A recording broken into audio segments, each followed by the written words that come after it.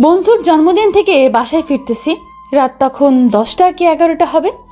গাড়ি না পাওয়ার কারণে হেঁটে যাইতেছি। রিক্সাওয়ালারাও এখন বড়লোক হয়ে গেছে। কেন যে বাসা থেকে গাড়ি নিয়ে বের হলাম না। আমি একা একা রাস্তা দিয়ে হাঁটতেছি। এর ভেতরে আমার সামনে কালো রঙের একটা গাড়ি থেমে গেল। আমার কেমন যেন ভয় ভয় করা শুরু করে দিল। হঠাৎ দুজন লোক আমার কাছে আসলো। অন্ধকারের জন্য কাউকে ভালো মতো দেখতে পাচ্ছি না। গাড়িতে ওঠ, আমি তোকে বাড়ি পর্যন্ত এগিয়ে দিয়ে আসি। ছেলেটির গলাটা কেমন যেন চেনা চেনা লাগলো। তবু আমি বললাম, দেখেন, আপনাদের এগিয়ে দেওয়া লাগবে না, আমি একা একাই যেতে পারবো। সেটা বললে কি হবে? আমি তো তোকে গাড়িতে তুলবই। আপনি এমনভাবে তুই তুকারি করতেছেন কেন? তোকে তো তুই করেই বলবো। যদি তুই ছাড়া অন্য কোনো ভাষা থাকতো সেটা বলে ডাকতাম। আপনি কে? আমাকে দেখাবো, তার আগে তোকে যেটা বলছি সেটা কর। আমি আপনাদের কাউকে চিনি না, আমি আপনাদের সাথে যাব না। দোস্ত, এত তেল ভেজা ভেজা ওঠানো লাগবে না, তুই এটা ওর মুখে ধর। দে, তারপর আমি ওর কাছাকাছি চলে আসি। দেখেন, কাছে আসবেন না বলে দিলাম। কিন্তু কিছুক্ষণ পরে সে এসে আমার মুখে কি যেন ধরলো, আর আমি অজ্ঞান হয়ে তার কোলে ঢলে পড়ে যাই। ওকে গাড়িতে তুল তাড়াতাড়ি। আর ওকে নিয়ে আমাদের পুরনো বাড়িতে চল। আমি ওকে নিয়ে গাড়িতে শুইয়ে দিলাম। তারপর সুমন গাড়ি চালানো শুরু করে দিল। দেখ আবির, কোনো ভয় করবি না, তোকে যা যা করতে বলেছি সেটা করবি। সুমন, এটা করা কি ঠিক হবে? ও যা যা তোর সাথে করেছে তা কি তুই এত তাড়াতাড়ি ভুলে গিয়েছিস? না, কিছুই ভুলিনি। আমি ওকে নিয়ে ওদের বাড়িতে চলে গেলাম। তারপরে ওকে খাটে শুইয়ে দিলাম। মাথাটা ব্যথা করতেছে। আমি কোথায় আছি? চোখ খুলে দেখি একটা বাড়িতে আছি। চারদিকে ছোট ছোট নীল, লাল, সবুজ বাতি। রুমটা অনেক সুন্দরভাবে সাজানো। আমি তা দেখে প্রচণ্ড ভয় পেয়ে গেলাম। আমি বলা শুরু করে দিলাম, কে কে আছেন, আর আমাকে এখানে কেন এনেছেন? কেন? হঠাৎ কারো গলা শুনতে পেলাম। তাহলে তোর ঘুম ভাঙছে। আপনি কে? সামনে আসছেন না কেন? আমি এসে সাদা বাতিটা জ্বালিয়ে দিলাম। তোর বাচ্চা তুই? তাহলে তুই আমাকে এখানে এনেছিস? তোকে আমি বাড়ি ছাড়া করেছি, সেটা কি তোর মনে নেই? সব কিছু মনে আছে, তার জন্যই তো এই ব্যবস্থা। তুই সেদিন আমার নামে ধর্ষণের অপবাদ দিয়েছিলি, তাই তোকে ধর্ষণ করে দেখিয়ে দিতে হবে না? আমি তোর নামে আবারও ধর্ষণের মামলা দেব। আমি খাট থেকে উঠে মারতে আসলাম। তোর এত সাহস? আমি ওকে ধাক্কা দিয়ে খাটের উপরে আবারও ফেলে দিলাম। তারপরে শার্ট খুলে ফেললাম। হারামের বাচ্চা, তুই আমার কাছে আসবি না বলে দিলাম কিন্তু। কাছে আসবো না? আমি এসে ওর দুহাত খাটের সাথে চেপে ধরলাম। আবির, আমার কিন্তু খুব লাগতেছে, ছাড় বলে দিলাম কিন্তু। লাগবেই তো, একটু পরে তো আরও লাগবে। এখন বল, তোর গায়ের জামা কাপড় তুই নিজের ইচ্ছেতে খুলে দিবি নাকি আমি খুলে নিব? তোর বাবা মা কি তোকে শিক্ষা দেয়নি? আগে তুই আমাকে একটু এখান থেকে বের হতে দে, তারপরে তো এই গ্রাম ছাড়া করবই তোকে, সাথে তোর বাবা মাকেও। একদম আমার মা বাবা নিয়ে কথা বলবি না। তুই আমার সাথে কি করেছিস সেটা আগে তুই ঠান্ডা মাথায় একটু ভাব। তুই ভিখারির বাচ্চা, তোর সাথে যা করেছি ভালোই করেছি। আবির, ছাড় বললাম কিন্তু। একবার যদি হাতটা ছাড়িস, তোকে আমি যে কি করব সেটা আমি নিজেও জানি না। আমি ওর হাত ছেড়ে দিলাম। ও আমাকে মারতে উঠে যায়। অমনি আমি ওর হাতটা ধরে ফেললাম। শোন, এতদিন তোর দিন ছিল, এখন থেকে শুরু হবে আমার দিন। তোর সব অত্যাচার এতদিন আমি মুখ বুজে সহ্য করে নিয়েছি, কিছুই বলিনি। আবির, আমাকে বাড়িতে যেতে দে। বাড়িতে যাবি? যা না। আমি উঠে মোবাইলটা বের করলাম। সেটা দেখে ও আমার মোবাইলটা জোরে আছাড় মারলো। তুই আমার মোবাইল ভাঙলি, কুত্তার বাচ্চা!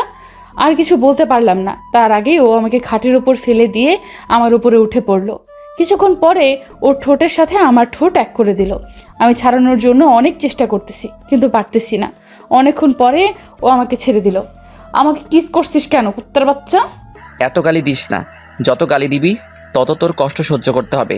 তোকে যদি আমি ফাঁসিতে ঝোলাতে না পারি, তাহলে আমি ফারজানা না। এখান থেকে আগে তো বাসায় ফিরে নে, তারপরে ভাববি এসব কথা। এখন আমি যেটা বলি সেটা কর। তুই সব কিছু খুলবি নাকি আমি খুলবো? আমি তোকে এসব কিছুই করতে দেব না। তাহলে দেখি, আমারই জোর করে খুলতে হবে। দেখ আবির, আমি কিন্তু ভালোই ভালোই বলতেছি, তুই কিন্তু বাঁচতে পারবি না। আগে বল, তুই আমার সাথে এমন কেন করলি? তোকে তো আমি ভালোবেসেছিলাম। তুই ভিখারির বাচ্চা, তোর সাথে এটা করা ছাড়া আর কি করব? তবে দেখ, এই ভিখারির বাচ্চার কাজ। আমি ওর জামা এক টান দিয়ে খুলে ফেললাম। সেটা দেখে ও চিৎকার দিতে লাগলো, কিন্তু আমি ওকে বেশিক্ষণ চিৎকার দিতে দেইনি। তার আগে চার ঠোঁট এক করে দিলাম। তারপরে হারিয়ে গেলাম মিলনে। কান্না করতে করতে সরে আসলাম। আমি ব্যথায় চিৎকার করতেছি। আবির, আমার অনেক কষ্ট হইতেছে, ছাড় আমাকে। যতক্ষণ আমার তৃপ্তি না মিটবে ততক্ষণ এভাবে সহ্য করতে হবে। একবার বাড়িতে যেতে দে, তারপরে তোর বাবা মাকে যে বলবো আপনাদের ছেলের জন্মের কি ঠিক নেই। আমি ওর গালে আবার দুটো চড় মেরে বললাম, তোকে আমি এখানার থেকে ছাড়ছি না। কেন, আমাকে কি তুই মেরে ফেলবি? মারবো না, তবে তোকে ধুকে ধুকে মারবো। আমাকে ছাড়, আমি আর পারতেছি না। আমার তৃপ্তি মিটিয়ে আমি ওয়াশরুমে চলে আসি। এর ভিতরে সুমন কল দিল। কাজ কত দূর? কাজ শেষ হয়েছে।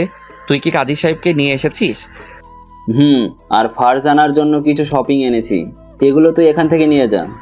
আমি ফ্রেশ হয়ে ওদের কাছ থেকে শপিংয়ের ব্যাগ নিয়ে আসলাম। তারপরে ফারজানার কাছে চলে আসি। এসে দেখি ও কাঁদতেছে। আমার সারা শরীর ব্যথা করতেছে। আমি কি করব বুঝতেছি না। আমাকে যেইভাবেই হোক না কেন এখান থেকে বের হতে হবে। ও এটা আমার সাথে কি করে করলো? সব কিছু প্রতিশোধ নিব। ওকে যদি আমি টুকরো টুকরো করে নদীতে না ভাসাতে পারি তাহলে আমি ফারজানা না। এর ভেতর আবির এসে বলল, অনেক কাঁদছিস, এখন এগুলো পরে বিয়ের জন্য রেডি হ। তোর মতো হারামির বাচ্চাকে আমি বিয়ে করব? হাসালি। বিয়ে করবি না মানে? মরে গেলেও তোকে আমি বিয়ে করব না। আবির, ছাড়, আমি কিন্তু চুলে ব্যথা পাচ্ছি। 10 মিনিটের মধ্যে এগুলো সব পরে নিবি। আমার কথা আমি তোকে আগেই বলে দিয়েছি, আমি তোকে বিয়ে করব না। এতে যদি তুই আমাকে মেরেও ফেলিস, ফেল। বিয়েতে রাজি করাতে না পারলে বড় একটা মুশকিল হয়ে যাবে। হঠাৎ আমার মাথায় একটা বুদ্ধি আসলো। বললাম, তুই বাড়িতে যাবি তাই না? আচ্ছা যা, তবে কাপড় ছাড়াই যাবি। তুই তো এত বাজে ছিলি না, তুই এখন এতটা বাজে হয়ে গেছিস। শোন, আমাকে বাজে বানানোর কারণটা শুধু তুই। তুই আমার সাথে এমন কোনো কাজ নেই যেটা করিসনি। অপমানের পর অপমান করেছিস। আমার মনে মনে একটা বুদ্ধি আসলো। তোকে আমি বিয়ে করার স্বাদ চিরতরের জন্য খুঁচিয়ে দেব। এখান থেকে আমি যাব ঠিকই, তবে তোর রক্ত দিয়ে গোসল করে যাব। আমি ওর কাছ থেকে শাড়ি নিলাম, তারপরে ওয়াশরুমে চলে যাই। তারপরে ফ্রেশ হয়ে ওর কাছে চলে আসি। ওকে বউয়ের সাজে অনেক সুন্দর লাগতেছে। মেয়েটির চোখ দুটো এত মায়াবী, তবুও ওর ভিতরে কেন এত অহংকার? আবির, এখনো সময় আছে, তুই আমায় বাড়ি দিয়ে আয়। আমার সাথে তুই লেগে কিন্তু ঠিক করবি না। 6 মাস পরে এমনিতেই বাড়িতে যেতে পারবি, যখন ডিভোর্স লেটারটা তোর হাতে পাবি। মনে মনে ভাবলাম, সব তাহলে প্ল্যান করা। তুই ভাবিস না তোকে আমি ছেড়ে দেব। এসব করার প্রতিশোধ আমি নিয়েই ছাড়বো। আমি ওর দিকে তাকিয়ে রয়েছি। এর ভিতরে দরজায় কড়া নাড়ার আওয়াজ পেলাম। আবির, ফারজানাকে নিয়ে নিচের তলা যায়। এখানে আমরা বসে আছি। কাজী সাহেব সেই কখন থেকে বসে আছেন। চল নিচে যাব। আমি ওর সাথে নিচে চলে আসি। এসে দেখি সব ছেলেগুলো আমার চেনা পরিচিত। এরা সবই আবিরের বন্ধু। তাহলে ও জানতো আমি আজ ওখান থেকে ফিরবো। আবির, তোরা দুজন এক পাশে বস। কাজী সাহেব, আপনি বিয়ে পড়ানো শুরু করে দেন। কিছুক্ষণ পরে কাজী সাহেব বিয়ে পড়ানো শুরু করে দিল। এর ভিতরে এই কাজী সাহেব আমাকে 3 বার কবুল বলতে বলল। আমি বলে দিলাম। তারপরে ফারজানাকে বলল কবুল বলতে, কিন্তু ও বলতেছে না। কি হলো, কবুল বলিস না কেন? আমি তোকে বিয়ে করব না। এখন আবার তোর কি হলো? আমি ওর কানে কানে বললাম, সবার সামনে তোকে আমি মারতে চাই না, তুই ভালোই ভালোই কবুল বলে দে। কবুল, কবুল, কবুল। সবাই শুকরিয়া আদায় করলো। এর ভিতরে সুমন বলল, দেখেন কাজী সাহেব, এসব কথা যেন পাসকার না হয়। তাহলে আমাদের তো চিনেনি, আমরা কি করতে পারি? এসব কথা যদি কাউকে বলেন তাহলে আপনার বিয়ে পড়ানো চিরতরে শেষ হয়ে যাবে। কাজী সাহেব ভয় পেয়ে বলল, ঠিক আছে, কেউ জানবে না। তাকে কিছু টাকা দিয়ে বাড়িতে পাঠিয়ে দিল। কি হলো, তোরা এখানে বসে আছিস কেন? তোরা রুমে যা। তুই কি বাড়িতে যাবি? এই নে চাবি। এখানে কেউ আসে না আমি ছাড়া। এখন তোরা গিয়ে যেটা করার সেটা কর। আচ্ছা তুই যা তাহলে। সুমন ও আমার সব বন্ধুরা চলে গেল। এর ভিতরে আমি বললাম, চল খাটে যাব। জোর করে বিয়ে করেছিস, আর বিয়ের আগে তুই আমার সাথে ওইসব করেছিস। এখন কি আমি তোকে লক্ষ্মী বাবু বলে মেনে নেব? শোন, আমি এই বিয়ে কোনো দিনও রাজি না, আর তোকে আমি কোনো দিনও মানব না। আমারও তো তোকে প্রয়োজন নেই। আমি শুধু তোকে বিয়ে করেছি একটা কারণে, শুধু তোর দেমাক আর অহংকার ভাঙবো বলে। তোকে আমি একসময় অনেক ভালোবাসতাম, এখন শুধু তোর প্রতি আমার ঘৃণা আর ঘৃণা। চল খাটে চল, অনেক রাত হয়ে গেছে। আমি অন্য রুমে যাই। শোন, তুই এখন আমার বিয়ে করা বউ, সো তুই এখন আমার সব কথা শুনে চলবি। শুনবো, তোর সবই শুনবো। যখন তোকে চিরতরে ঘুমিয়ে দিতে পারবো তখন। আর তুই ভাবছিস কি আমি তোকে কিছুই করতে পারবো না? এগুলো আমি মনে মনে ভাবছি। এর ভেতর আবির আমাকে টেনে খাটে নিয়ে আসলো। আমি বললাম, আবির শরীরটা প্রচুর ব্যথা, আমি পারবো না আর। সেটা বললে তো হবে না, যেহেতু আমরা এখন বর বউ, ওসব তো এখন করতেই পারি। আর আজকে আমাদের বিয়ে হয়ে গেছে, এখন তোর বর চাই তোকে আদর করতে। ও এসে আমাকে জড়িয়ে ধরলো। আবির দেখ, এসব কিন্তু আমার খারাপ লাগে। কেন খারাপ লাগে? আমার আদর কি তোর ভালো লাগে না? আমি না তোর বর? এটা হয়তো সারা জীবন স্বপ্নই থেকে যাবে, কোনোদিনও পূরণ হবে না। আমি এসে ওকে খাটে উপরে চেপে ধরলাম। তারপরে যেটা হওয়ার সেটা হয়ে গেছে। ফারজানা কাঁদতে লাগলো। আমার কি, সেদিন আমিও এমনভাবে কাঁদছিলাম যখন ও আমার নামে চাচাকে এটা ওটা বানিয়ে বলেছিল। ওর চোখ দিয়ে পানি পড়তেছে, তাই আমি বললাম, একদম চুপ, একটু কাঁদবি না, আমার অনেক ঘুম পাইছে, আমি ঘুমাবো। কান্না করতে করতে বললাম, আবির আমাকে বাড়িতে দিয়ে হয়, আমি এখানে থাকলে মরে যাব। এত তাড়াতাড়ি? আরও অনেক কষ্ট সহ্য করতে হবে তোকে। কান্না করতে করতে বললাম, আমি আব্বুর সাথে কথা বলতে চাই, তারা আমার জন্য এখন চিন্তা করতেছে। আমি তোকে কথা বলতে দিব, আর তুই বলে দিবি যে আমি এখানে আসি। এখন যদি তুই সব কিছু বলে দিস তাহলে আমার তো প্রতিশোধটাই নেওয়া হবে না। আবির, একটা বার কথা বলতে দে। চুপ কর, না হয় লাথি দিয়ে খাট থেকে ফেলে দিব কিন্তু। আমি চুপ হয়ে অন্য পাশে শুয়ে পড়লাম। শুয়ে শুয়ে ভাবতেছি কিভাবে ওকে খুন করা যায়। আমি এসব আনমনেই চিন্তা করতেছি। ফারজানা ঘুমিয়ে পড়ল। আমি ওর দিকে অনেকক্ষণ চেয়ে রইলাম। ওর কষ্ট দেখে আমারই অনেক কষ্ট লাগতেছে। ও আমাকে ভালোবাসুক বা না বাসুক, আমি তোকে ভালোবাসি, তাই আমার অনেক কষ্ট লাগতেছে। এখন আসুন পরিচয় দেবার পালা। আমি আবির, মাস্টার্সে পড়তেছি। আমরা অনেক গরিব, আমি গরিব ঘরের একজন সাধারণ ছেলে। আর এতক্ষণ যার সাথে এত সব করলাম সে হলো অহংকারী একটা মেয়ে। সবচেয়ে বড় কথা হলো আমি ওর চাচাতো ভাই। আমি ওকে আমার জীবনের থেকেও বেশি ভালোবাসতাম। ছোটোবেলায় আমি যখন ক্লাস 6-এ পড়ি তখনও একদিন বলেছিল যে, আবির, এই পুতুল বাবুটা আমাদের দুজনের। তখন আমি হাসি দিয়ে বলছিলাম, ছোটোর সময় এও বেশি অহংকারী ছিল না, অনেক ভালো ছিল। যখন আমরা এসএসসি পাশ করে কলেজে উঠব, যেই সময় ও পড়তে বাহিরে চলে যায়, সেই দিন অনেক কেঁদেছিলাম। যাকে এতটা ভালোবাসি তাকে ভালোবাসার কথাটা জানাতেও পারলাম না। ও যাবার পরে আমি প্রতিদিনই ওকে নিয়ে ভাবতাম আর ওকে নিয়ে ডায়েরি লিখতাম। এভাবে কেটে যায় অনেকটি বছর, 7 বছর কেটে যায়। আমি এখন মাস্টার্সে পড়ি। আমি ওকে মাঝে মাঝে কল দিতাম, কিন্তু ধরতো না। আমি ভাবতাম ও হয়তো পড়ালেখা করে বিজি, তাই কল রিসিভ করে না। আসলে ও লেখাপড়ায় অনেক ভালো। এভাবে আরও অনেক দিন কেটে গেল। তখন 2020 সাল। একদিন রাতের বেলা আমি ওকে নিয়ে ডায়েরি লিখতেছি আর ভাবতেছি, কবে তুমি আসবে? আমি তো তোমাকে না দেখে থাকতে পারতেছি না, খুব মনে পড়ে তোমাকে। এর ভিতরে আম্মু আসলো আমার কাছে। আবির, একটু আগে তোর চাচা এসেছিল। ফারজানা কালকে বাড়িতে ফিরতেছে, তাই তুই আর তোর চাচা ওকে গিয়ে নিয়ে আনতে যাবি। ও আসবে সেটা শুনে আমার মনটা খুশিতে ভরে যায়। আমি আম্মুকে বললাম ঠিক আছে। আম্মু চলে গেল। পরের দিন আমি চাচার বাড়িতে এসে পড়ি। আসতে ওঠ গাড়িতে। আমি গাড়িতে উঠে পড়ি। কিছুক্ষণ পরে চাচা গাড়ি চালানো শুরু করে দিল। বেশ কিছুক্ষণ পরে এয়ারপোর্টে এসে পৌঁছালাম। আবির, ওর আসতে এতটা লেট হচ্ছে কেন? তুমি কোনো চিন্তা করো না, কিছুক্ষণ পরে এসে পড়বে। আমারও ওকে দেখার জন্য মনটা কেমন কেমন যেন করতেছে। অনেকক্ষণ পরে দেখতে পেলাম ফারজানা আসতেছে। আগের চেয়েও ও অনেক সুন্দর হয়ে গেছে। তাই আমি আর চাচা ওর কাছে দৌড়িয়ে গেলাম। আব্বু, কেমন আছো? তুমিও না কেমন, সাথে করে ভিখারির বাচ্চাকে নিয়ে আসা আগে। ওর মুখে এই কথা শুনে চোখ দিয়ে 2 ফোঁটা পানি গড়িয়ে পড়ল। ও আজ আমাকে এটা বলে অপমান করবে সেটা আমি জীবনেও ভাবতে পারিনি। ফারজানা, এগুলো তুই কি বলতেছিস? তো তোর চাচাতো ভাই। আমি ওকে চিনতে পেরেছি, তাই তো বললাম চলো বাড়িতে যাব। আব্বু আমাকে গাড়িতে নিয়ে বসে পড়ে। আবির, কি হলো? গাড়িতে বসছিস না কেন? ও যাবে কোথায়? ও আমাদের সাথে যেতে পারবে না। ও গেলে আমি যাব না। তো ও যাবে কিসে? সেটা আমি জানি না। আমার একটাই কথা, ও আমাদের সাথে যেতে পারবে না। ও যদি যায় তাহলে আমি এক্ষুনি আবার যেখান থেকে এসেছি সেখানে চলে যাব। ফারজানা, ও তো তোর চাচাতো ভাই, ভুলে গেছিস? তোরা ছোটবেলা থেকে একসাথেই বড় হয়েছিস। তোর কি কোনো কিছু মনে নেই? আমি থাকবোই না আর এখানে, চলে যেতেছি। মাথাটা পুরো নষ্ট করে দিতেছ কিন্তু। আর শোনো, ছোটবেলায় কি না কি হয়েছে সেটা এখনো মনে রাখতে হবে। আবির, এই নে টাকা, তুই অন্য একটা গাড়িতে চলে যা। থাক, লাগবে না, আমার কাছে টাকা আছে। আচ্ছা, তাহলে আমরা যাই। আব্বু, তুমি গাড়ি চালাবা, আম্মুকে দেখি না কত বছর। ফারজানা ও চাচা চলে গেল। আমারও মনটা খারাপ হয়ে গেল। আমি একটা গাড়িতে উঠে পড়ি। গাড়িতে বসে ভাবতেছি ও এতটা পরিবর্তন হয়ে যাবে সেটা আমি কোনোদিনও ভাবতে পারিনি। ও ওর কি আমার কথা মনে নেই? সব কিছুই কি ভুলে গেছে? আমি বাসায় এসে পড়ি। তারপরে শুয়ে শুয়ে অনেকক্ষণ কাঁদলাম। কিছুক্ষণ পরে আম্মু আসলো। আবির, ফারজানা এসেছে? আমি চোখ মুছে বললাম, কি হলো, তোর মন খারাপ নাকি? এমনভাবে কথা বলতেছিস কেন? আম্মু, আমরা কি সত্যিই ভিখারি? কে বলেছে তোকে এসব কথা? আমি কিছুক্ষণ চুপ করে বললাম, ফারজানা।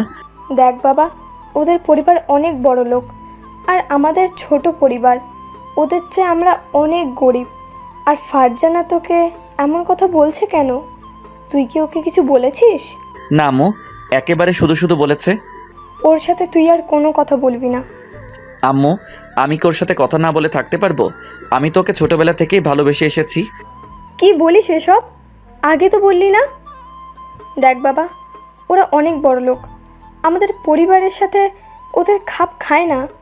তুই ওকে ভুলে যা। এটা বলে আম্মু চলে গেল। আমি মনে মনে বলতে লাগলাম, আমি কি ওকে ভুলতে পারবো? তখন আমি ঘুমিয়ে পড়লাম। আমি বাসায় এসে ফ্রেশ হয়ে নিলাম, তারপরে সবার সাথে খেয়ে নিলাম। কিছুক্ষণ পরে আমি আব্বুর কাছে চলে আসি। আব্বু, আমি আর ইউকে পড়তে যাব না, মাস্টার্স এখানেই বসেই কমপ্লিট করব। ওখানে আমার আর ভালো লাগে না। আচ্ছা, কালকে আবিরকে বলিস, ও তোকে ভর্তি করিয়ে দিবেনি। তুমি সব জায়গায় ওই ভিখারির বাচ্চাকে টানো কেন? ফারজানা, এসব কি ধরনের কথা বলতেছিস? আব্বু, আমি যা বলি ঠিকই বলি। ওরা ভিখারি ছাড়া আর কি। আর শোনো, আমাকে কালকে তুমি নিয়ে যাবা কলেজে। আচ্ছা, যাব। তার আগে তুই তোর কাকিমায়ের সাথে দেখা করে আয়। ওয়াক্থু, ওই বাড়িতে যাব আমি? জীবনেও না। আমি আমার রুমে চলে আসি আর জানালা দিয়ে তাকিয়ে রইলাম বাহিরের দিকে। বিকেলবেলা চাচাই ফোন করে বলে তাদের বাড়িতে আসতে, তাই আমি তাদের বাড়িতে চলে আসি। হঠাৎ একটা রুমে চোখ পড়ল। দেখতে পেলাম ফারজানা ঘুমিয়ে আছে, তাই আমি ওর খাটে গিয়ে বসি। ওকে ঘুমের ভিতরে পিচিদের মতো লাগতেছে। হঠাৎ ফারজানার ঘুমটা ভেঙে গেল। কুত্তার বাচ্চা, তুই আমার বেডরুমে কি করিস? এটা বলে ফারজানা এসে আমার গালে ঠাস করে একটা চর মারল। চরটা অনেক জোরে মেরেছে। তুই আমাদের বাড়িতে আসছিস কেন? ফারজানা, তুই কি আমাকে ভুলে গেছিস? তোর কি আমার কথা একটু মনে নেই? কেন তোকে আমি মনে রাখতে যাব? আমি আবার ভিখারিদের মনে রাখি না। তুই এখান থেকে যাবি নাকি ঘাড় ধাক্কা দেব? আমার আবার একটু রাগ বেশি, তাই আমি রাগ আর কন্ট্রোল করতে পারলাম না। আমিও ওর গালে একটা চর লাগিয়ে দিলাম। কুত্তার বাচ্চা, তুই আমার গায়ে হাত তুললি? আর কোনো দিন কেউ আমার গায়ে হাত তুলেনি, আর তুই আজকে তুললি? তোকে আজ আমি শেষ করে দেব। আমি ওখান থেকে বের হয়ে আসি। তারপরে বাড়িতে চলে আসি। শুয়ে শুয়ে ভাবতেছি ওকে এইভাবে চর মারা ঠিক হয়নি। কালকে না হয় ওকে সরি বলবো। ও তো আমাকে অপমান করেছে। পরের দিন কলেজে এসে পড়ি। এসে মন খারাপ করে কলেজে বসে আছি। এর ভিতরে সুমন আসলো। কিরে দোস্ত, কি হয়েছে? একা বসে আছিস যে? তোর তো চাচাতো বোনের সাথে থাকার কথা। ও আসছে সেটা তুই জানলি কিভাবে? সেদিন তো চাচার সাথে আসতে দেখেছি। এতদিন তো চাচাতো বোনকে নিয়ে অনেক কথা বললি। বাদ দে তো, ভালো লাগতেছে না। এর ভিতরে দেখতে পেলাম চাচার সাথে ফারজানা আমাদের কলেজের দিকে আসতেছে। মনে মনে ভাবলাম, ও কি আমাদের সাথে ভর্তি হবে নাকি? দোস্ত, ভাবি বলে ডাকবো নাকি? সুমন, তোকে আমি সব কিছু বলতেছি, প্লিজ ওকে কিছু বলিস না। ওকে, বল তাহলে। বলবো, বাট ছুটির পরে। আমি কলেজের ভিতরে এসে পড়ি। কিছুক্ষণ পরে দেখতে পেলাম ও ভর্তি হয়ে আমাদের ক্লাসে ঢুকে পড়লো। কিছুক্ষণ পরে দেখতে পেলাম কতগুলো ছেলেদের সাথে ও হাত মিলাতে লাগলো। ওদের এক একজনের বাবা কোটিপতি। আমার দেখে খারাপ লাগতেছে। আবির, দেখছিস ওই ছেলেগুলো কি বাজে? তোর চাচাতো বোন কিভাবে পারলো ওদের সাথে মিশতে? ওদের অনেক টাকা আছে, তাই হয়তো মিশেছে। মানে বুঝলাম না, একদিনেই এত কাছের বন্ধু হয়ে গেল? তুই গিয়ে ওদের সম্পর্কে ওর কাছে সব বল। সেটা বলে হয়তো আর কাজ হবে না। তোকে বলছি না, আমি সব কিছু বলবো কলেজ ছুটি হওয়ার পরে। আমি ফারজানার কাছে চলে আসি। বললাম, ফারজানা, ওদের সাথে মিশিস না, ওরা অনেক বাজে। আমি কার সাথে মিশবো আর কার সাথে মিশবো না সেটা কি তোকে বলে দিতে হবে? তোর কথা শুনতাম যদি তুই আমাকে কালকে রাতে চড় না মারতি। আচ্ছা, তার জন্য আমি সরি, তবুও ওদের সাথে মিশিস না। সরি বললে তো আর হবে না। তুই আমাকে মেরেছিস, তাই আমি তোকেও মারবো। তুই আমাকে একটা চড় দিয়েছিস, তার বিনিময়ে আমি তোকে 10টা চড় দেব। যদি রাজি থাকিস তাহলে বলিস। আচ্ছা মার। একে একে ও আমাকে 10টা চড় মারলো। কলেজের সবাই আমাদের দিকে তাকিয়ে রয়েছে, আমাকে মারতেছে। তা দেখে সুমন ওকেও মারতে চলে যায়। আমি ওর হাত টেনে ধরলাম। শোন, আর কোনো দিন আমার সাথে লাগতে আসিস না। ফারজানা চলে গেল। আমি নিচে বসে পড়লাম। ও তোকে মারলো কেন? আর তুই ওকে আটকালি না কেন? তারপরে সব ঘটনা আমি ওকে খুলে বললাম। তোর চাচাতো বোন এত নিচু? তা আমি জীবনেও আশা করিনি। চল বাড়িতে যাব। আমিও বাড়িতে চলে আসি। আসতে না আসতে আম্মু বলল, তোকে মারছে কে? আর তোর গালে তো লাল হয়ে আছে কেন? কে আবার মারবে শুনি? রোদের ভিতর থেকে এসেছি তাই গালটা লাল হয়ে গেছে। মনে তো হয় না। ফারজানা তোকে কি কিছু বলেছে? না, ও আবার কি বলবে? বাদ দাও তো। আমি রুমে এসে পড়ি। আমার সাথে ওর কিসের এত শত্রুতা, যার কারণে ও আমার সাথে এমন করে? হয়তো আমরা গরিব, তাই ও আমার সাথে এমন করে। আমার ভালোবাসাটা কি তাহলে মিথ্যা হয়ে যাবে? আমি আমার ভালোবাসাটা মিথ্যা হতে দিব না। পরের দিন কলেজে এসে দেখি ফারজানা সেই ছেলেগুলোর সাথে বসে আছে, তাই আমি ওকে ডাক দিলাম। কি হয়েছে, ডাকতে আসছিস কেন? তোকে আমি ওদের সাথে কথা বলতে বারণ করেছি। তুই কি আমার বয়ফ্রেন্ড যে তোর কথা শুনবো? দেখ, আমার বিষয়ে মাথা ঘামানো বন্ধ কর। কালকে তো তুই বললি যে ওদের কারোর সাথে আর কথা বলবি না। ওটা তো প্রতিশোধ নেওয়ার জন্য ছোট্ট একটা নাটক করতে হয়েছে। তুই আমাকে চর মেরে যাবি, আমি কি সব কিছু চেয়ে চেয়ে দেখবো? শোন, তুই আর আমার সাথে কথা বলবি না। ফারজানা চলে গেল। দেখতে দেখতে আরও কিছুদিন কেটে গেল। এতদিন ফারজানার সাথে কোনো কথা বলিনি। মাঝে মাঝে দেখতাম ওই ছেলেগুলোর সাথে ফারজানা দূরে দূরে ঘুরতে যেত। তা দেখে আমার অনেক খারাপ লাগতো। তাই ঠিক করলাম ওকে একবার প্রপোজ করব। তাই ফুল নিয়ে বসে আছি। আবির, প্রপোজ করা হয়তো ঠিক হবে না, ও তোকে চোখেই দেখতে পারে না। তবু একবার শেষ চেষ্টা করে দেখি। তুই যেটা ভালো বোঝ সেটা কর। ফারজানা আসার পরে আমি ওকে নিয়ে একটা ক্লাসরুমে চলে যাই। এক পর্যায়ে ও আসতে চাইছিল না, তবু আমি ওকে জোর করে নিয়ে এসেছি। আমাকে জোর করে তুই এখানে নিয়ে আসলি কেন? ফারজানা, আমি তোকে ভালোবাসি, সে অনেক আগে থেকে। ছোটবেলার কথা তুই ভুলে গেলেও আমি ভুলিনি। সেই ছোটবেলা থেকে আমি তোকে ভালোবেসে এসেছি। আমি তোকে হারাতে চাই না, তাই আজকে বলে দিলাম। তোর মতো ছেলেকে আমি ভালোবাসতে যাব? শোন, তুই ভিখারি। আমি তোকে ভালোবাসি না, শুধু ঘৃণা করি। আমি আস্তে আস্তে ওর কাছে চলে আসি। ফারজানা, আমি তোকে ছাড়া বাঁচবো না, অনেক ভালোবেসে ফেলেছি। এটা বলে ও আমাকে জড়িয়ে ধরলো। আবির ছাড়, না হয় আমি কিন্তু চিৎকার করব। আমি ছাড়বো না, বল না তুইও আমাকে ভালোবাসিস। আমি ওকে ধাক্কা দিয়ে ছাড়িয়ে নিলাম। বললাম, শোন হারামির বাচ্চা, তুই আজকে আমাকে জড়িয়ে ধরে ঠিক করিসনি। এর জন্য তোকে অনেক দুঃখ পোহাতে হবে, মনে রাখিস। আমি আর ওখানে দাঁড়ালাম না, ওখান থেকে বাড়িতে চলে আসি। ও আমাকে জড়িয়ে ধরেছে। হারামির বাচ্চাকে যদি আমি বাড়ি না ছাড়া করতে পারি, তাহলে আমিও ফারজানা নই। আমি মনে মনে ভাবা শুরু করে দিলাম, কি করা যায়, কিভাবে সম্ভব। হঠাৎ আমার মাথায় একটা বুদ্ধি আসলো। আজ রাতে যা হওয়ার হবে। রাতের বেলা আব্বুর কাছ থেকে আবিরের নাম্বার নিয়ে ওকে কল দিতে লাগলাম। হ্যালো, কে? আমি ওকে মিষ্টি করে বললাম, আমি ফারজানা। আবির শোনো, তুমি আমাদের বাড়িতে এখনই চলে আসো, তোমার সাথে আমার কথা আছে। আর আজকের ব্যবহারের জন্য আমি সরি। এতে সরি বলার কি আছে? আমি তোর সাথে রাগ করিনি। রাগ না করলে তাড়াতাড়ি আমাদের বাড়িতে চলে আসো। আমি রাতের বেলা চলে আসি ওদের বাড়িতে। আমার রুমের ভেতরে ঢুকো। আমি ওর রুমের ভিতরে ঢুকে পড়ার পর ও দরজাটা আটকিয়ে দিল। আমাকে তুই ভালোবাসবি, তাই না? তোর এই ভালোবাসাকে আজ আমি চিরতরে শেষ করে দিতেছি, দাঁড়া তুই।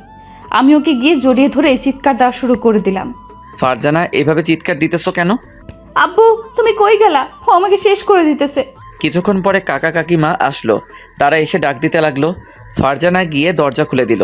দেখো না আব্বু, ও আমার সাথে জোর করে কী সব করতে চেয়েছিল। আবির, তুই এখানে কি করে?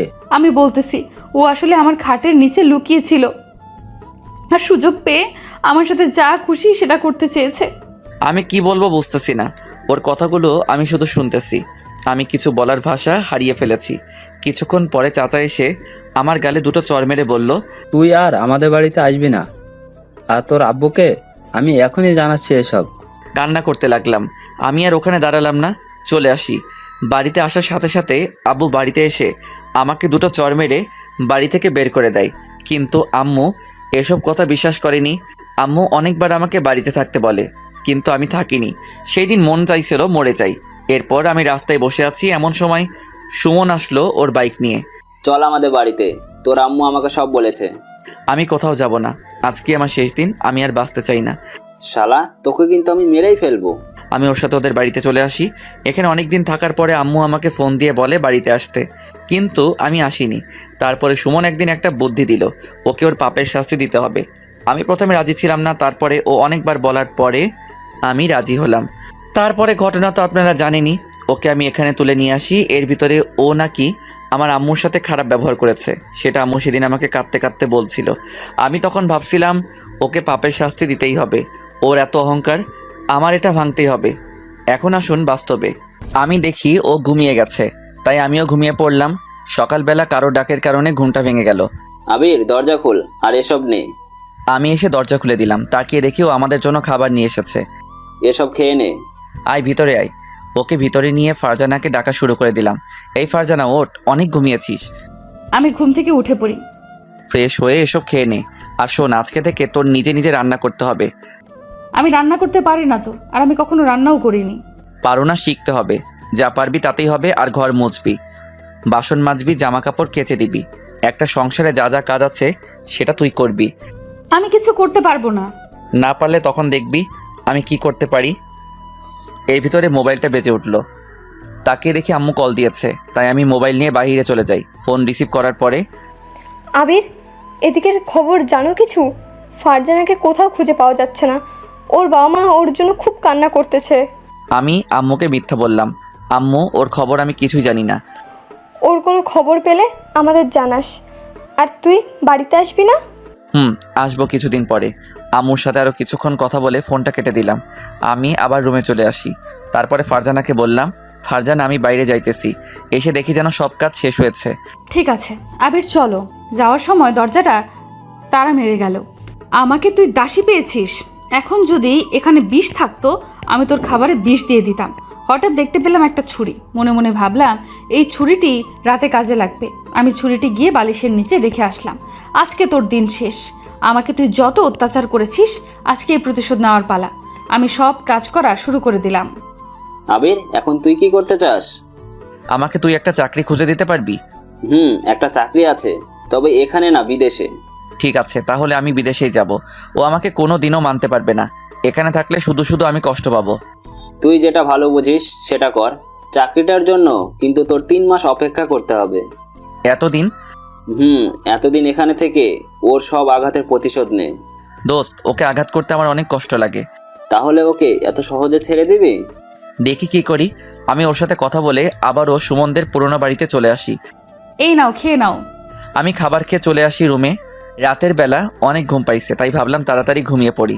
মন চাই ওকে জড়িয়ে ধরি, কিন্তু ওকে জড়িয়ে ধরে কি করব? ও তো আমাকে ভালোবাসে না। আমি চোখ বুজে নিলাম। ও ঘুমাবে কখন? দেখি কিছুক্ষণ পরে ঘুমিয়ে পড়লো। আমি আস্তে আস্তে ছুরিটা বালিশের নিচ থেকে বের করা শুরু করে দিলাম। তুই আমাকে অনেক জ্বালিয়েছিস, আজকে তোকে বাঁচাবে কে? আমি ছুরিটা নিয়ে ওর কাছে চলে আসি। আমার হাত কাঁপতে লাগলো। কি হলো? এমনভাবে হাত কাঁপতেছে কেন? কিছুক্ষণ পরে চোখ পড়লো ওর দিকে। কি সুন্দরভাবে ঘুমিয়ে আছে। ওকে মারা ঠিক হবে না। আমার মাথায় কিছু আসতেছে না। আমি আবারও ছুরিটা ওর পেটের কাছে নিয়ে আসলাম। আমার কেমন যেন লাগতেছে, চোখগুলো ঝাপসা হয়ে আসতেছে। আমার এমন কেন লাগতেছে? হঠাৎ ছুরিটা হাতে নিয়ে নিচে পড়ে যায়। শব্দের কারণে আবিরের ঘুম ভেঙে যায়। এইমাত্র কিসের শব্দ আসছিল জানি না। আমি দেখতে পেলাম ফ্লোরের নিচে একটা ছুরি ফেলানো। এখন বুঝতে পারলাম ও আমাকে খুন করতে যাচ্ছিল। আমি ছুরিটি উঠিয়ে ওর কাছে দিলাম। এটা দিয়ে আমি কি করব? এইমাত্র যেটা করতে চাইছিলি সেটা কর। আমি শার্ট খুলে বললাম, এই ছুরিটা যেখানে খুশি সেখানে ঢোকাতে পারিস। আমাকে মারলে তো তুই হ্যাপি। আচ্ছা, তুই আমাকে মেরেই ফেল। শোন, আমি তোকে মারতে চাইনি। ওকে মারার হলে অনেক আগেই এটা করতে পারতাম। আমি ওর হাত ধরে বললাম, প্লিজ আমাকে তুই বাড়ি দিয়ে আয়। তোকে আমি বাড়িতে দিয়ে আসতে পারবো না। তুই এখানে বসে বসেই পচবি। আমি শুয়ে পড়লাম। শুয়ে শুয়ে ভাবতেছি, যেভাবেই হোক না কেন আমার এখান থেকে বের হতে হবে। আমি দেখতে দেখতে 15 দিন কেটে গেল। আমি এখনো পর্যন্ত কারোর সাথে যোগাযোগ করতে পারিনি। একদিন দেখতে পেলাম আবির রুমে নেই, আর পাশে দেখতে পেলাম আমার মোবাইল ফোন। ওটা জোরে চাপ দিয়ে ধরলাম, দেখি মোবাইলটা খুলে কিনা। দেখি মোবাইলটা খুলে গেল। আমি তারপর আব্বুর নাম্বারে কল দিতে লাগলাম। কিছুক্ষণ পরে রিসিভ করলো। হ্যালো আব্বু, আমাকে এখানে থেকে নিয়ে যাও। আম্মু, তুই কোথায় আছিস? আব্বু, আমি আবির। আর কিছু বলতে পারলাম না। তার আগেই আবির আমার কাছ থেকে ফোনটা টেনে নিয়ে যায়। আমি মোবাইলটা এবার জোরে আছাড় মেরে চুরমার করে ফেলি। হ্যালো ফারজানা, কথা বলতেছিস না কেন? Hello hello. তুই কেন আমার সাথে এমন করতেছিস? আমি বাড়িতে যেতে চাই না। কথা দিলাম তোর নামে আমি তোর কাছে কিছুই বলবো না। তুই আমার বউ, তোকে আমি কোথাও যেতে দিব না। তোর সাথে আমার এখনো অনেক কিছু করার বাকি আছে। আমি ওখানে আর থাকলাম না, খাটে চলে আসি। অনেক কষ্ট হইতেছে আমার। আমি কি আর কখনো বাড়িতে ফিরতে পারবো না? কিভাবে এখান থেকে বের হব?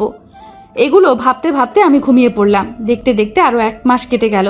এখনও আমার পরিবারের কেউই আমার খোঁজ খবর পায়নি। একদিন ফ্লোর মুছতেছি, এর ভেতরে দেখতে পেলাম একটা ব্যাগ। এই ব্যাগে কি আছে? আমি ব্যাগের ভেতরে হাত দিতে লাগলাম। দেখতে পেলাম ব্যাগের ভেতরে আবিরের জামা কাপড় আর একটা ডায়েরি। আমি ডায়েরিটা খুলে পড়া শুরু করে দিলাম।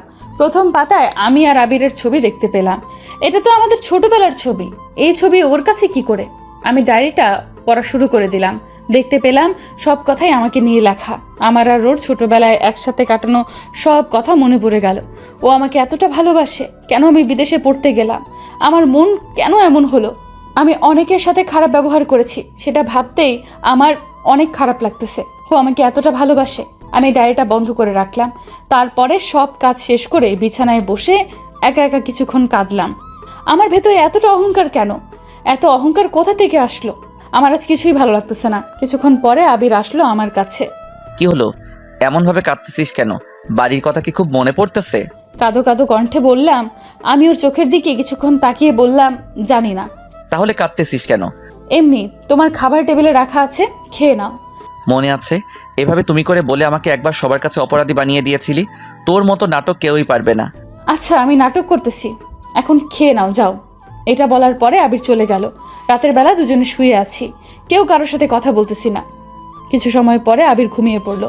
আমি আস্তে আস্তে ওকে গিয়ে জড়িয়ে ধরলাম। আমি জড়িয়ে ধরে বলতে লাগলাম, আবির, আমি সরি, আমি তোমার সাথে এমন ব্যবহার করার জন্য আমাকে তুমি ক্ষমা করে দাও। আমি ওকে জড়িয়ে ধরে ঘুমিয়ে পড়লাম। সকালবেলা আবির বলল, ফারজানা ছাড়, এমনভাবে জড়িয়ে ধরে আছিস কেন? আমি ছাড়বো না। তোর মতলব তো ভালো ঠেকতেছে না। কি করতে চাস আমার সাথে? আবির, আমাকে ক্ষমা করে দাও তোমার সাথে এমন ব্যবহার করার জন্য। চুপ, নাটক একটু কম করবি। আমি ওখান থেকে উঠে আসলাম। দেখতে দেখতে অনেক দিন কেটে গেল। এতদিন ফারজানা আমার সাথে অনেক ভালো ব্যবহার করেছে। হয়তো আমার সাথে আবারও নতুন কোনো খেলা খেলতে চাই। আমি ওর পাতা ফাঁদে আর পা দিতে চাই না। এই বাড়িতে আর কিছুদিন আছি, তারপরে বাহিরে চলে যাব। একদিন আমার বাসায় কে যেন এসে কলিং বেল দিল। আমি ভাবছি সুমন এসেছে, কিন্তু আমার ধারণাটা ভুল ছিল।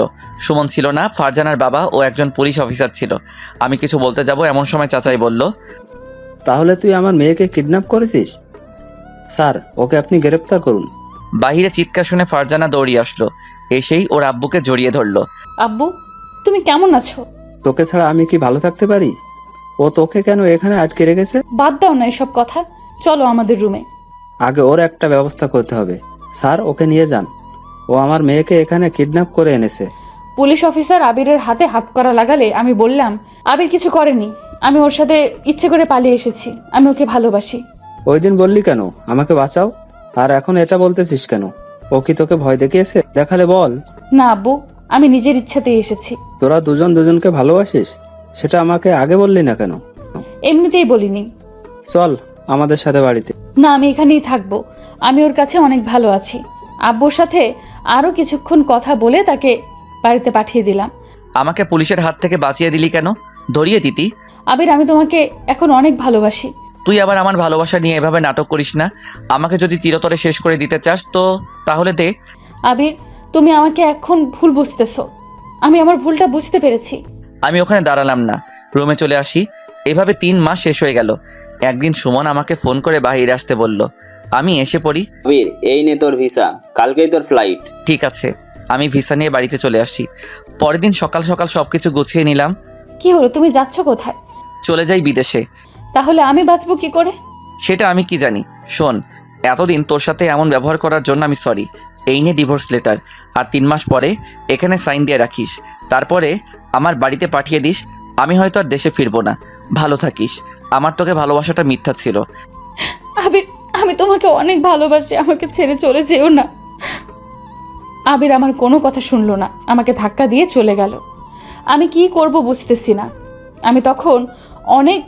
আমার তখন অনেক কান্না আসতেছিল। আমি ওকে ছাড়া বাঁচবো না। আমি একটা দোকানে চলে আসি। তারপরে কাকিমায়ের নাম্বারে কল দিতে লাগলাম। রিসিভ করার পরে আমি তার কাছে সেদিনকার দুর্ব্যবহারের জন্য ক্ষমা চাইলাম। তারপরে সব কিছু বললাম। প্লিজ কাকি, তুমি ওকে আটকাও। আমি এখনই আটকাচ্ছি। আমি এয়ারপোর্টের কাছে চলে আসি। সব ছেড়ে চিরতরে চলে যাচ্ছি। এর ভিতরে আমি দেখতে পেলাম আম্মু আমাকে ধরে আমার গালে একটা চড় লাগিয়ে দিল। তুই বিদেশে যাচ্ছিস আর একটাবার আমাকে জানানোর প্রয়োজন মনে করলি না? তোমাকে জানালে আমাকে যেতে দিবা না, তাই জানাইনি। এর ভিতরে দেখতে পেলাম ফারজানা দৌড়ে এসে আমাকে আম্মুর সামনে জড়িয়ে ধরলো।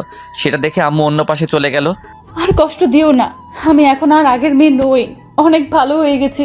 তোমাকে এখন আমি অনেক ভালোবাসি, প্লিজ আমাকে ছেড়ে যেও না। ছাড়, যাব না আমি কোথাও। আমি ছাড়বো না।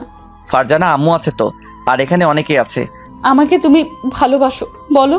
তোকে তো আমি অনেক আগে থেকে ভালোবাসি, এটা বলে আমিও ওকে জড়িয়ে ধরলাম। বাড়িতে আসার পরে আমাদের আবার নতুন করে বিয়ে দিল। আজ আবারও আমার বাসর রাত, তাই ঢুকে পড়লাম। ও এসে আমাকে সালাম দিল। এই শোনো না, আমাকে একটু কোলে নিয়ে খাটে চলো। আমি ওকে কোলে নিয়ে খাটে চলে আসি। এখন আমাকে শক্ত করে জড়িয়ে ধরো। তুমি আগে ধরো, তারপরে আমি ধরবো। না, তুমি আগে ধরবা। আজকেও আগে আমি ধরেছি। আমি ওকে জড়িয়ে ধরলাম, এরপরে ও আমাকে জড়িয়ে ধরলো।